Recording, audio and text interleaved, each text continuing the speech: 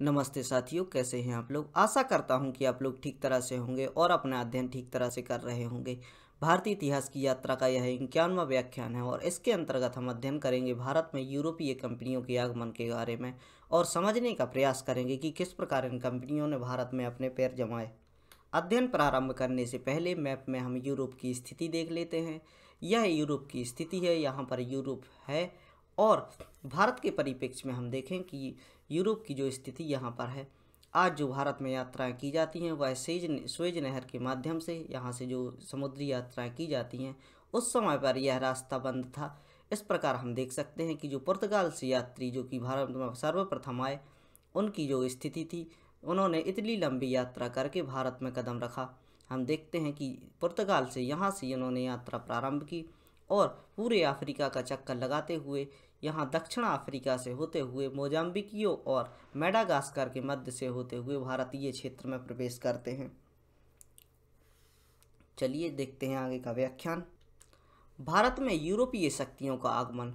अब एक ट्रैक के माध्यम से जो चार कंपनियां चार देशों की यात्री भारत में आए और भारत में अपनी जो व्यवस्था स्थापित करने का प्रयास किया, उनके बारे में याद रखने के लिए पुआ डंडे फ्रांस, इस ट्रैक के माध्यम से आप इनको याद रख सकते हैं। सबसे पहले भारत में पुर्तगाली, उसके बाद अंग्रेज, तीसरे नंबर पर डच, चौथे नंबर पर डेनिश, पाँचवें पर फ्रांस और छठवें नंबर पर स्वीडन भारत आए थे। तो इस प्रकार हम याद रख सकते हैं। पू से पुर्तगाली, आ से अंग्रेज, डा से डच, डे से डेनिश, फ्रांस से फा से फ्रांस और सा से स्वीडन। इससे पुआ डंडे फ्रांस के नाम से आप ट्रक के माध्यम से ध्यान रख सकते हैं। और इन्हीं का इसी प्रकार इनका क्रम है कि सबसे पहले पुर्तगाल, फिर अंग्रेज, डच, डेनिश, फ्रांस, स्वीडन के लोग भारत में प्रवेश करते हैं। हम देखते हैं पुर्तगालियों के बारे में कि पुर्तगालियों का आगमन भारत क्षेत्र में कैसे हुआ है। भारत में सर्वप्रथम पुर्तगालियों का आगमन हुआ। हम देखते हैं कि जो कंपनियां थीं उनमें से सबसे पहले पुर्तगाल ने भारत पर कदम रखे। भारत आने वाला प्रथम पुर्तगाली यात्री वास्को डी गामा है। इसका नाम जो पुर्तगाली यात्री था उसका वास्को डी गामा है। यह 90 दिनों की समुद्री यात्रा करके अब्दुल मनीफ नामक गुजरात के पथ प्रदर्शक की सहायता से 1498 ईस्वी में केरल के कालीकट बंदरगाह पर पहुंचता है। हम देखते हैं कि जब पुर्तगाली यात्री जो वास्को डी गामा होता है वो भारतीय क्षेत्र में प्रवेश करता है और सबसे पहले यह गुजरात क्षेत्र में अपने कदम रखता है। वहाँ पर इसको मनीप नाम का एक व्यक्ति मिलता है जिसकी सहायता से, जो कि इसका पथ प्रदर्शक बनते हुए इसको केरल क्षेत्र तक ले जाता है। गुजरात में उस समय पर कुछ नहीं हुआ करता था, अतः जो 1498 ईस्वी में इस समय पर केरल के कलीकट का बंदरगाह हुआ करता था। यहाँ पर जहाज उतरना काफ़ी आसान होता था क्योंकि यहाँ पर समुद्री यात्राएं की जाती थीं। इस प्रकार यह मुनीप इसको कालीकट बंदरगाह तक ले आता है। पुर्तगाल के राजा हेनरी द नेविगेटर ने समुद्र की लंबी यात्रा करने के लिए एक दिशा सूचक बनाया था। इस दिशा सूचक का नाम नेविगेटर ही हुआ करता था, जिसकी सहायता से इसने इतनी लंबी यात्रा को सफल बनाया। जब वास्को डी गामा कालीकट बंदरगाह पर पहुंचा तो कालीकट के शासक राजा जमोरिन द्वारा इसका भव्य स्वागत किया गया। यहाँ पर जो राजा जमोरिन यहाँ पर निवास करते थे, यहाँ के राजा हुआ करते थे, उनके द्वारा जो कि समुद्री यात्री पुर्तगाली यात्री जो वास्को डी गामा आया था उसका स्वागत किया गया। लेकिन कालीकट पर कुछ अरबी लोगों को जो कि यहाँ पर रह रहे थे, यहाँ पर व्यापार संबंधी कार्य किया करते थे, उनके द्वारा इसका विरोध किया गया। पुर्तगालियों के भारत आने के उद्देश्य देख लेते हैं। हम देखते हैं कि अरब व वेनिस व्यापारी यहाँ पर पहले से मौजूद थे, अतः अपनी व्यापारिक व्यवस्थाएं चला रहे थे। उनके प्रभाव को कम करने के लिए पुर्तगालियों ने यहाँ पर आगमन प्रारंभ किया। इसका दूसरा उद्देश्य यह भी था कि भारत में ईसाई धर्म के प्रचार प्रसार करने का उद्देश्य से यह आया हुआ था। जो भी पुर्तगाली कंपनियां अपने जो यात्री भेजते थे, कुछ उद्देश्यों के साथ उनको अपने यहाँ से भेजा करते थे। जब प्रतिस्पर्धा के चलते जो वास्को डी गामा यहाँ पर आता है तो उसके दो मेन उद्देश्य होते हैं। सबसे पहला, यहाँ पर व्यापारिक मार्गों को खोजना, जो कि व्यापारिक मार्ग की खोज इसके द्वारा की गई थी। और दूसरा उद्देश्य इसका यह था कि यहाँ की स्थिति को समझना और ईसाई धर्म को अपने पूरे विश्व तक फैलाने की इनकी जो नीति थी उसके अनुसार यह रास्ते खोजते रहते थे और देशों में जाने का प्रयास करते थे। वास्को डी गामा के बाद पुर्तगाली यात्री पेड्रो आल्वेज कैब्राल 1500 ईस्वी में भारत आया था। चलिए थोड़ा सा रिवीजन कर लेते हैं स्लाइड का। जो कि भारत में कंपनियों का आगमन हुआ, 6 कंपनियां एक के बाद एक भारत आई। इनकी ट्रैक को याद रखने के लिए आप पुआ डंडे फ्रांस के माध्यम से, यह ट्रैक है इसके माध्यम से याद रख सकते हैं। पू से पुर्तगाली, आ से डंडे, आ से अंग्रेज, डा से डच, डे से डेनिस, फ्रांस यानी फा से रख सकते हैं फ्रांस का, और सा से रख सकते हैं स्वीडन का। हम देखते हैं कि जो पुर्तगाली यात्री भारत आता है वास्को डी गामा, वह 90 दिनों की लंबी यात्रा करने के बाद जो अफ्रीका से होता हुआ, जैसा कि मैंने आपको मैप में दिखाया हुआ है, गुजरात क्षेत्र में प्रवेश करता है। गुजरात क्षेत्र में इसको मनीप नाम का एक व्यक्ति मिलता है। इसकी सहायता से यह कालीकट बंदरगाह तक पहुंचता है। कालीकट बंदरगाह पर जो अरबी लोग होते हैं, जो यहाँ के व्यापारी होते हैं, इनका विरोध करते हैं एवं यहाँ के जो शासक होते हैं जमोरिन, उनके द्वारा भव्य रूप से इनका स्वागत किया जाता है।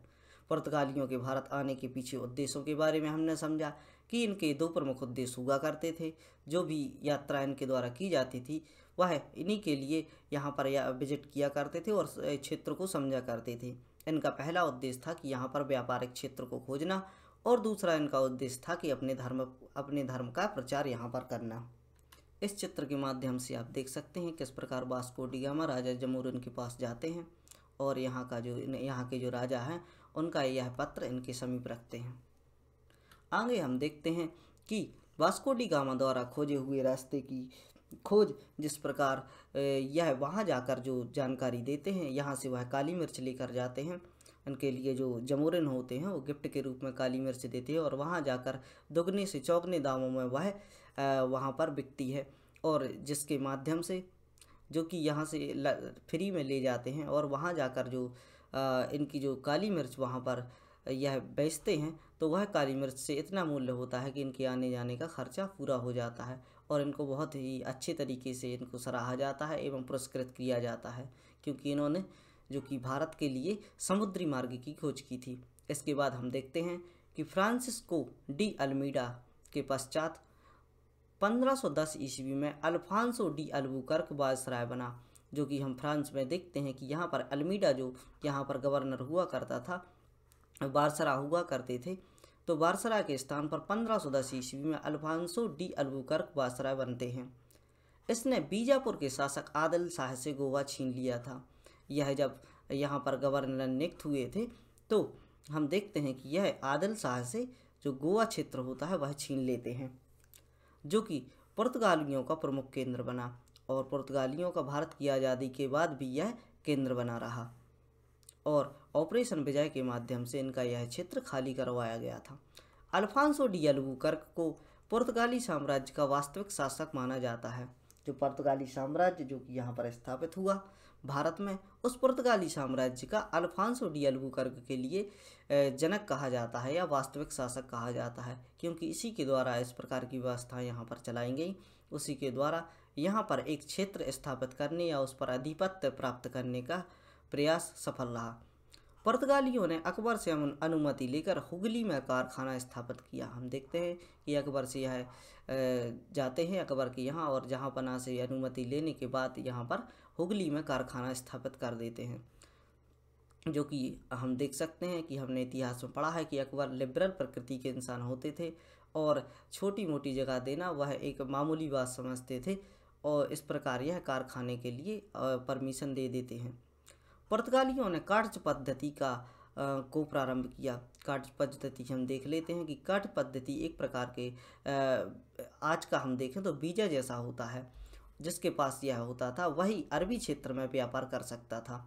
हम देखते हैं इसके अनुसार बिना काटज के अरबी व्यापारी व्यक्ति अरब सागर में प्रवेश नहीं कर सकते थे।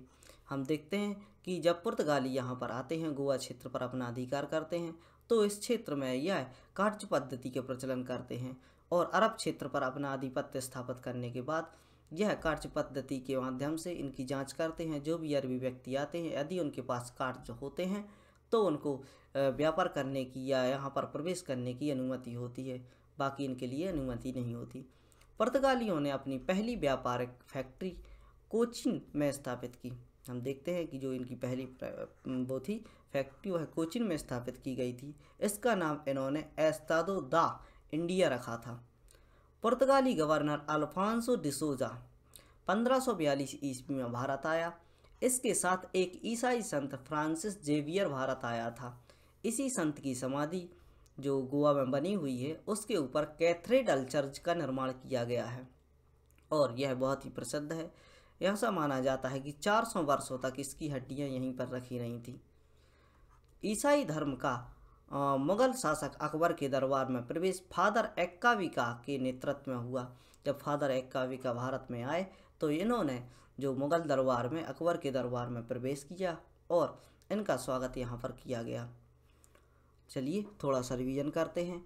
अल्फांसो डी अल्मीडा के पश्चात अल्फांसो डी अल्बुकर्क यहाँ का जो बनता है, ये बादशाह बनता है।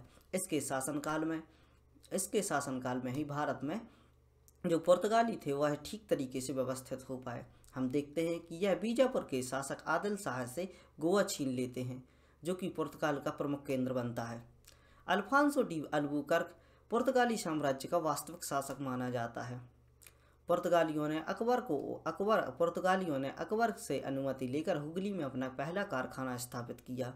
पुर्तगालियों ने कार्य पद्धति का प्रचलन किया, जिसके माध्यम से इन्होंने अरब सागर पर एक व्यापारिक आधिपत्य स्थापित कर लिया था और कार्य पद्धति के माध्यम से यह अपनी व्यवस्थाएं चलाया करते थे। हम देखते हैं कि पुर्तगालियों ने जो अपनी पहली फैक्ट्री खोली थी वह कोचीन में स्थापित की गई थी और इसका नाम एस्तादो दा इंडिया रखा गया था। पुर्तगाली गवर्नर अल्फांसो डिसोजा 1542 ईस्वी में भारत आया। इसके साथ एक ईसाई संत फ्रांसिस जेवियर भी भारत आया था। इसी संत की समाधि के ऊपर कैथेड्रल चर्च बना हुआ है, जो कि पर्यटन की दृष्टि से काफ़ी महत्वपूर्ण है। जो भी यहाँ पर विदेशी यात्री आते हैं वह इसको ज़रूर देखते हैं। इसके जो क्षेत्र है, इस क्षेत्र में जो भी यहाँ पर जो चर्च बना हुआ है, इसमें 400 वर्षों तक इसकी हड्डियाँ रखी रही थी। ईसाई धर्म का मुगल काल में जो अकबर के दरबार में जो प्रवेश हुआ वह एक्काविका के नेतृत्व में हुआ था। चलिए आगे देखते हैं। पुर्तगालियों के बारे में महत्वपूर्ण तथ्य जानने का प्रयास करते हैं। पुर्तगालियों के भारत आगमन से तंबाकू की खेती, जहाज निर्माण तथा प्रिंटिंग प्रेस जैसी शुरुआत हुई।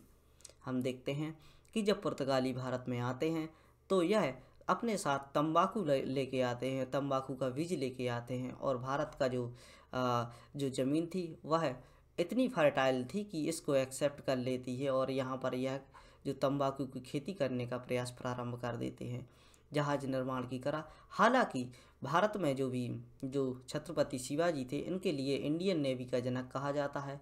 इनकी जो महाराष्ट्र में जो मराठा साम्राज्य की जो नेवी हुआ करती थी बहुत ही मजबूत हुआ करती थी, लेकिन व्यापारिक दृष्टि से जो जहाज बनाए जाते थे एवं अच्छी क्वालिटी के जो जहाज़ थे वह इनके द्वारा बनाए गए। जहाज निर्माण की तकनीक यहाँ से आई। प्रिंटिंग प्रेस को भी ये यहाँ पर लाए और जो पत्र छापने जैसे कार्य यहाँ पर किए गए। भारत में तंबाकू का उत्पादन 1508 ईस्वी में प्रारंभ हुआ। हम देखते हैं कि 1508 ईस्वी में यहाँ पर तंबाकू का उत्पादन प्रारंभ होता है। अल्बुकर्क ने ही सर्वप्रथम सती प्रथा पर प्रतिबंध लगाया। हम देखते हैं कि जो भी पुर्तगाली यात्री जो यहाँ के गवर्नर थे अल्बुकर्क, वह भारत में आते हैं और भारत में इस प्रकार की प्रथाओं को देखते हैं और अपने जो क्षेत्र होते हैं, इनके क्षेत्र में जहाँ पर इनका आधिपत्य हुआ करता था, उस क्षेत्र में सती प्रथा पर प्रतिबंध लगा देते हैं। और उसने पुर्तगालियों को भारी तादाद में भारतीय लड़कियों से शादी करने के लिए प्रोत्साहित किया। सती प्रथा पर प्रतिबंध लगाने के पीछे उनका एक उद्देश्य यही भी था कि पति की मृत्यु हो जाने के बाद यह विधवा विवाह कर सकें और भारत में अपनी आबादी को बढ़ा सकें। इसके लिए इन्होंने अपने जो भी पुर्तगाली थे उनके लिए परमिशन दी कि ज़्यादा से ज़्यादा मात्रा में यह भारतीय महिलाओं से विवाह करें और ताकि ईसाइयों की संख्या बढ़ सके। वास्को डी गामा दूसरी बार भारत 1502 ईस्वी में आया था। भारत में सर्वप्रथम पुर्तगाली वायसराय फ्रांसिस डी अल्मीडा 1505 से 1509 तक भारत में रहा। फ्रांसिस डो अल्मीडा, हम देखते हैं अल्मीडा के बारे में, यह 1505 से 1509 तक भारत में रहा। अल्मीडा के पश्चात 1510 में अल्बुकर्क वायसराय बना था। पहले जो अल्मीडा होते हैं 1505 से लेकर 1509 तक भारत में रहते हैं। 1510 में हम देखते हैं कि अल्बुकर्क यहाँ के वायसराय बनते हैं। फ्रांसीसी गवर्नर अल्मीडा, जो कि 1510 में भारत आया था, ने अरब में अपनी ब्लू वाटर पॉलिसी बनाई थी। प्रश्न पूछ लिया जाता है कि ब्लू वाटर पॉलिसी किसके द्वारा बनाई गई थी, तो वह अल्मीडा के द्वारा बनाई गई थी। पुर्तगालियों ने चटगांव बंदरगाह को पोर्ट दी गार्दे यानी महान बंदरगाह नाम दिया। पोर्ट दी गार्दे नाम दिया गया। जब पुर्तगाल की राजकुमारी कैथरीन का विवाह ब्रिटेन के राजकुमार चार्ल्स द्वितीय से हुआ, तब पुर्तगालियों ने चार्ल्स द्वितीय को बम्बई दहेज में दे दी। जो पुर्तगाली हैं वह बम्बई पर अपना आधिपत्य स्थापित कर चुके थे, और जब राजकुमारी कैथरीन का विवाह ब्रिटेन के राजकुमार चार्ल्स द्वितीय से होता है, तो दोनों देशों के मध्य अच्छे संबंध बनाने के लिए प्रयास किए जाते हैं, और जो कि बम्बई होती है वह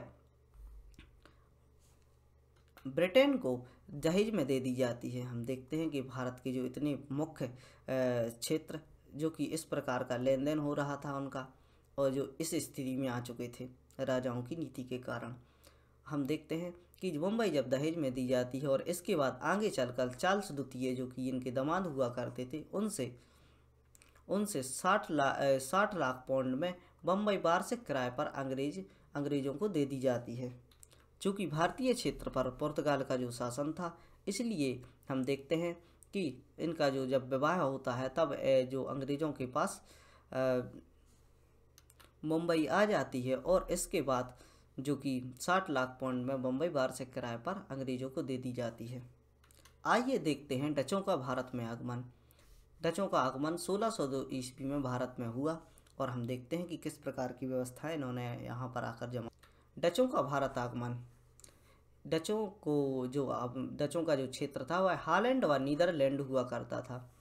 1602 ईस्वी में डच की संसद द्वारा प्रस्ताव पारित के अनुसार डच ईस्ट इंडिया कंपनी की स्थापना हुई थी। हम देखते हैं कि जो हॉलैंड नीदरलैंड वाला क्षेत्र होता है, 1602 ईस्वी में डच संसद द्वारा यहाँ पर एक प्रस्ताव पारित किया जाता है, और इस प्रस्ताव के माध्यम से ही ईस्ट इंडिया कंपनी की स्थापना की जाती है। इस कंपनी को डच संसद ने 21 वर्षों के लिए व्यापार एवं आक्रमण करने की इजाज़त दे दी।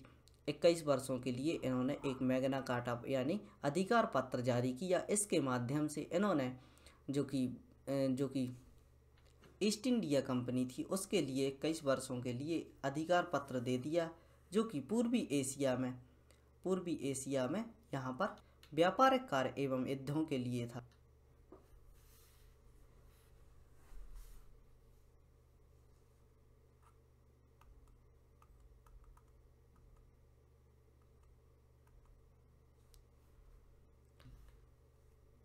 आइए समझते हैं डचों के बारे में। डचों ने अपनी कंपनी का नाम वेरिग दे ओस्तो इंडी से कंपनी रखा। डचों ने सर्वप्रथम अपनी प्रथम फैक्ट्री मछलीपट्टनम में 1605 ईस्वी में खोली।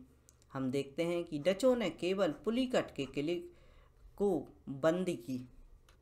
डचों द्वारा एक छोटा सा क्षेत्र यहाँ पर वो अपना स्थापित किया गया था, जिसमें हम देखते हैं कि मसूलीपट्टनम या मछलीपट्टनम में 1605 ईस्वी में यह अपनी फैक्ट्री खोलते हैं।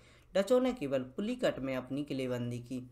पुलिकट का जो क्षेत्र था यहाँ पर केवल यहीं पर इन्होंने किलेबंदी की, और व्यापारिक दृष्टि से यह यहाँ पर मौजूद थे।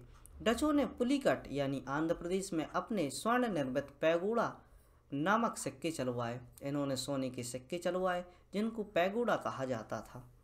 डच मसूलीपट्टनम से नील का निर्यात किया करते थे। जो डच थे वह मसूलीपट्टनम से नील का निर्यात किया करते थे और अपने देश में ले जाते थे। डचों एवं अंग्रेजों के बीच 1759 ईस्वी में बेदरा का युद्ध होता है। इस युद्ध में डचों की पराजय होती है और डचों का भारत से प्रभाव कम हो गया। और हम इस प्रकार देख सकते हैं कि एक क्षेत्र पर जब इनका अधिकार होता है तो 1759 ईस्वी में जो भारत में प्रभावी रूप से अंग्रेज यहाँ पर मौजूद थे, उनके द्वारा डचों पर आक्रमण कर दिया जाता है। बेदरा का युद्ध इनके बीच में होता है और इस युद्ध में यह पराजित हो जाते हैं और अपना प्रभाव कम कर बैठते हैं। भारत में सूती वस्त्र उद्योग के विकास में डचों के कारण ही हुआ था, जो कि सूती वस्त्र उद्योग का जो विकास है उसका श्रेय डचों के लिए दिया जाता है। थोड़ा सा रिवीजन है, इसको हम कर लेते हैं। 1602 ईस्वी में डच संसद द्वारा 21 वर्षों के लिए इनको अधिकार पत्र दिया जाता है ताकि यह युद्ध एवं व्यापार की दृष्टि से ईस्ट इंडिया कंपनी की स्थापना की जाती है। ईस्ट इंडिया कंपनी को यह ईस्ट इंडिया में स्थापित कर सकें। डचों ने अपनी कंपनी का नाम वेरिग दे ओस्तो इंडी से कंपनी रखा था। डचों ने सर्वप्रथम फैक्ट्री जो खोली वह मसूलीपट्टनम में थी।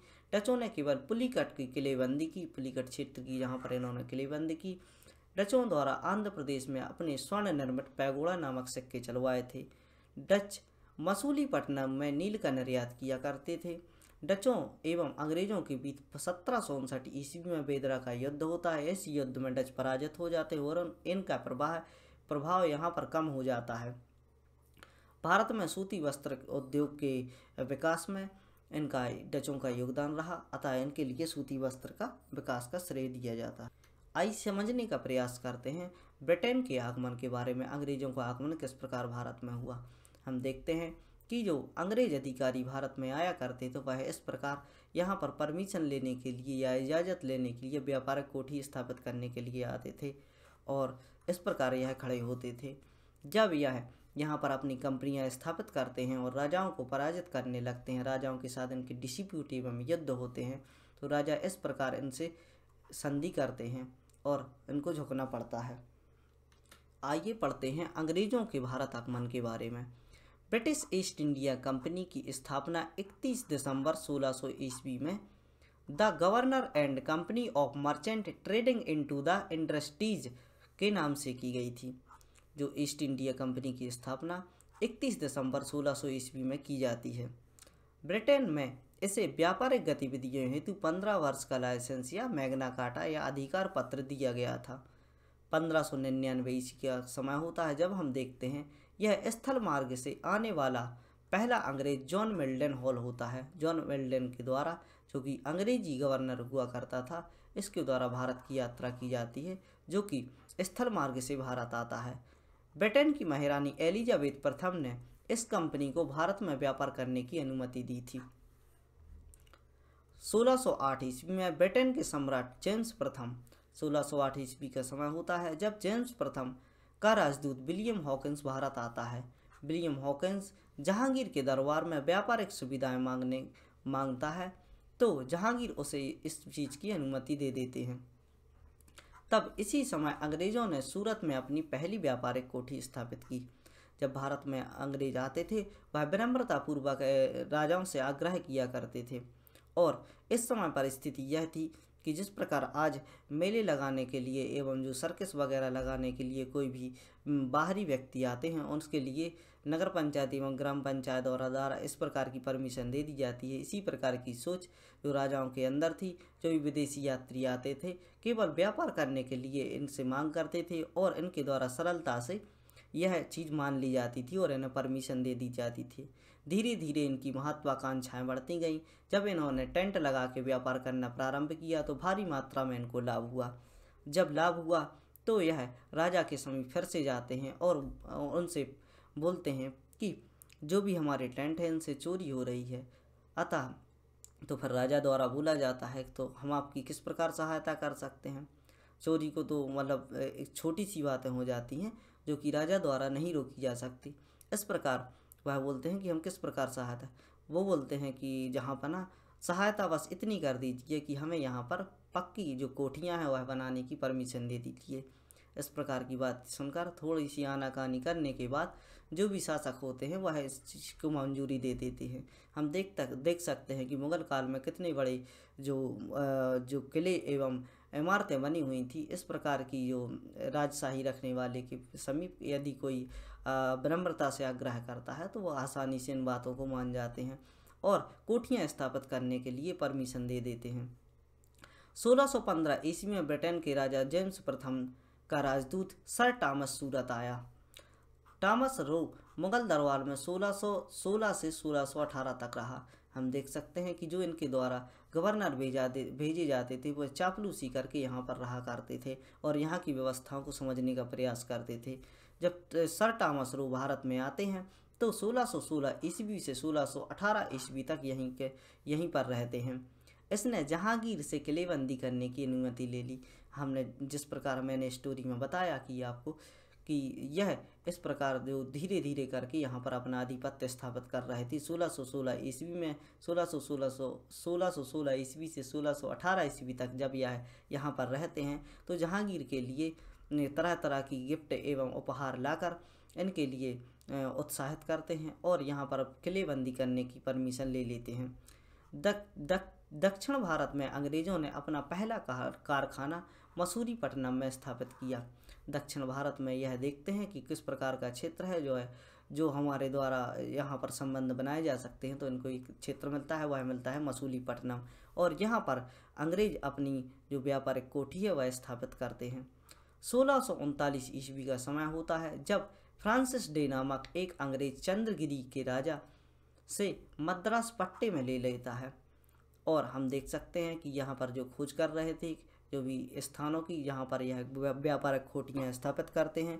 तो इन्हीं खोजों के चलते 1639 ईस्वी का समय होता है जब फ्रांसिस डे नामक एक अंग्रेज होता है, वह चंद्रगिरी के राजा से मद्रास पट्टे में खरीद लेता है। यहीं पर अंग्रेजों ने पोर्ट यानी बंदरगाह सेंट जॉर्ज का निर्माण करवाया था। यही बाद में चेन्नई के नाम से स्थापित हुआ।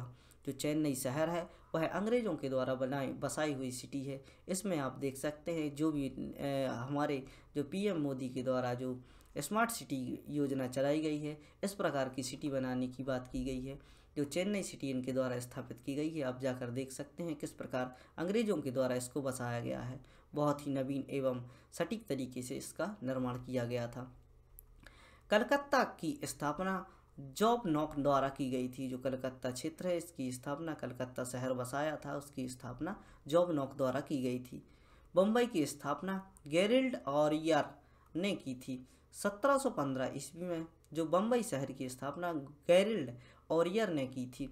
1715 में जब ब्रिटिश डॉक्टर हैमिल्ट ने मुगल शासक फर्रुखसियार का इलाज किया था, जो हम देख चुके हैं कि हैमिल्ट द्वारा जो फर्रुखसियार का इलाज किया जाता है, तो 1717 ईस्वी में फर्रुखसियार ने अंग्रेज़ों से गुप्त व्यापार करने की अनुमति अंग्रेज़ों के लिए व्यापार करने के लिए अनुमति दे देते हैं और इसे जो भी व्यापार करने की अनुमति होती है उसे मैग्ना कार्टा कहा जाता है, यानी अधिकार पत्र। आइए थोड़ा सा रिवीजन करते हैं।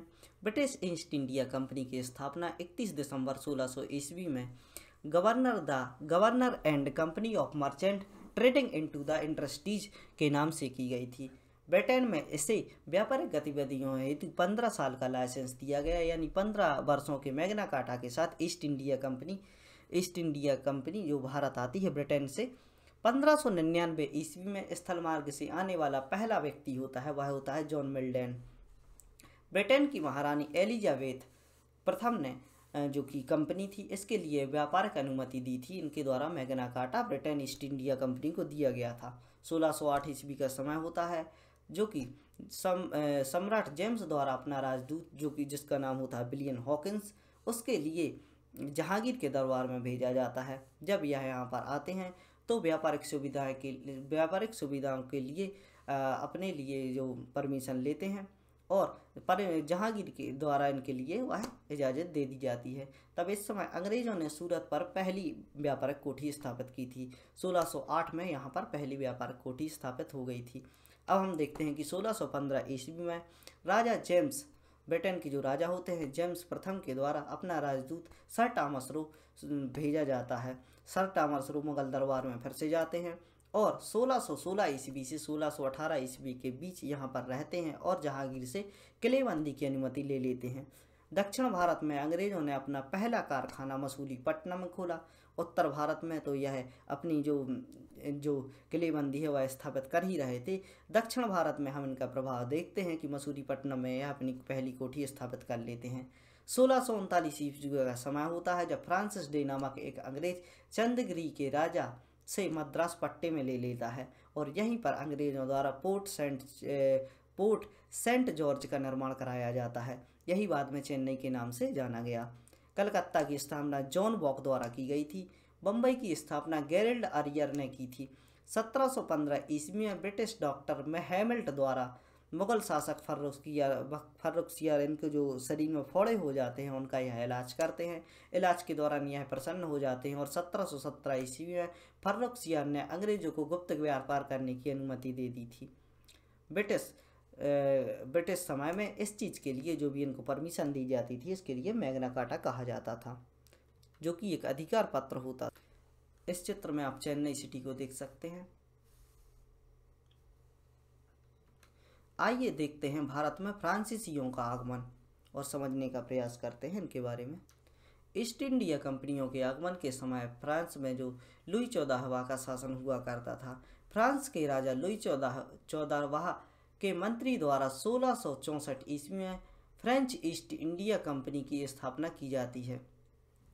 फ्रेंच ईस्ट इंडिया कंपनी एक सरकारी कंपनी हुआ करती थी जिसे फ्रांस के राजा द्वारा सुविधाएं एवं विशेषाधिकार दिए गए थे। फ्रांसीसियों ने 1668 ईस्वी में सूरत में अपनी पहली फैक्ट्री खोली थी। जो फ्रांसीसी है इनके द्वारा 1668 ईस्वी में भारत में पहली फैक्ट्री खोली जाती है। फ्रांसीसियों को रिजविक की संधि के पश्चात पौंडीचेरी प्राप्त हुआ था। जो फ्रांसीसी हैं वह रिजविक की संधि करते हैं और इससे इनको पौंडीचेरी प्राप्त होता है। चंद्रनगर फ्रांसीसियों का प्रमुख केंद्र हुआ करता था। इसका प्रमुख गवर्नर डुप्ले हुआ करता था। इनके बारे में थोड़े से फैक्ट हैं, इनको हम देखते हैं कि 1664 ईस्वी में फ्रेंच ईस्ट इंडिया कंपनी की स्थापना फ्रांस में की जाती है। फ्रेंच ईस्ट इंडिया कंपनी एक व्यापारिक कंपनी हुआ करती थी जिसे भारत में जो भी व्यापार करने के लिए परमिशन दी गई थी। और हम देखते हैं कि 1668 ईस्वी में सूरत में यह अपनी पहली, भारत में जो सूरत का क्षेत्र होता है यहाँ पर अपनी पहली फैक्ट्री स्थापित करते हैं। फ्रांसीसियों को रिजविक की संधि द्वारा पांडिचेरी प्राप्त होती है। चंद्रनगर जो कि फ्रांसीसियों का प्रमुख केंद्र हुआ करता था, यहाँ पर यह व्यापार संबंधी कार्य किया करते थे। इसका गवर्नर डुप्ले हुआ करता था। और डुप्ले के बारे में जो भी यहाँ के गवर्नर थे इनके बारे में आने वाले लेक्चर्स में हम अच्छे से अध्ययन करें। अभी आपके लिए एक ओवरव्यू था जिसके माध्यम से आप समझ सकें कि किस प्रकार भारतीय क्षेत्र में विदेशी कंपनियों का आगमन हुआ। इसके बाद हम जो इनकी गतिविधियां हैं सारी गतिविधियों को समझने का प्रयास करेंगे।